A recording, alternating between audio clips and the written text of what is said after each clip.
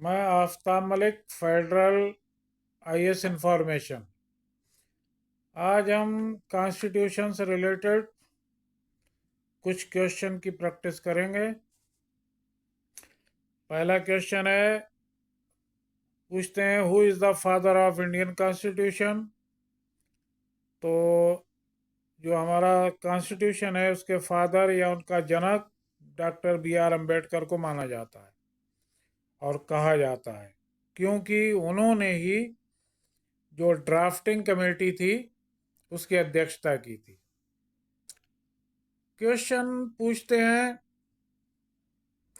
जो हमारा संविधान है उसका उस उसका उसको किसने बनाया था। तो उसको एक कॉन्स्टिट्यूएंट असेंबली के द्वारा बनाया गया था और उस कॉन्स्टिट्यूएंट असेंबली में 389 मेंबर रखे गए थे और इस कॉन्स्टिट्यूएंट असेंबली की जो सिफारिश थी वो कैबिनेट मिशन प्लान ने की थी।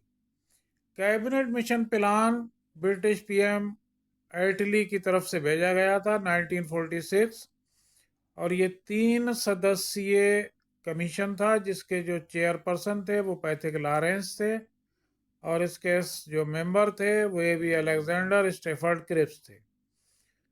ये मिशन इंडिया आया और आने के बाद इसने सारे ही दलों से विचार विमर्श करके फिर संविधान सभा के गठन की सिफारिश की और उसमें 10 लाख की पॉपुलेशन के अकॉर्डिंग 389 सदस्य रखे गए थे।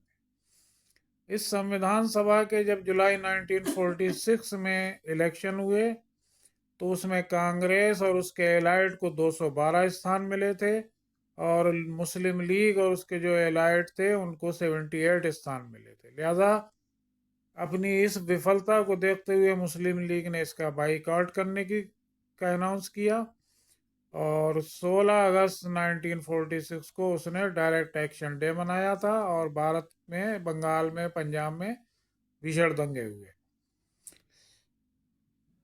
संविधान सभा की जो पहली बैठक है वो 9 दिसंबर 1946 को हुई और उसकी सेंट्रल हॉल नई दिल्ली में, और उसकी अध्यक्षता की थी, अस्थायी अध्यक्ष थे डॉक्टर सच्चिदानंद सिन्हा। और सेकंड सिटिंग जो हुई है वो 11 दिसंबर 1946 को हुई जिसमें डॉक्टर राजेंद्र प्रसाद को संविधान सभा का स्थायी अध्यक्ष चुन लिया गया था। थर्ड सिटिंग 13 दिसंबर 1946 जिसमें जवाहरलाल नेहरू ने उद्देश्य प्रस्ताव रखकर संविधान निर्माण का काम शुरू किया और इसके लिए 13 कमेटियां गठित की गई थी जिनमें सबसे मेन थी ड्राफ्टिंग कमेटी और इसके चेयरपर्सन थे डॉक्टर भीमराव अंबेडकर। इसीलिए भीमराव अंबेडकर को father of the Indian constitution कहा जाता है। संविधान सभा की जो लास्ट रीडिंग की जो सिटिंग थी या बैठक थी वो 14 नवंबर 1949 से शुरू होकर 26 नवंबर 1949 को एंड हुई या कंप्लीट हुई और उसी दिन संविधान बनकर पूर्ण हुआ और उसको उसी दिन 26 नवंबर 1949 को ही उसको संविधान सभा ने अंगीकार किया और आत्मर्पित किया।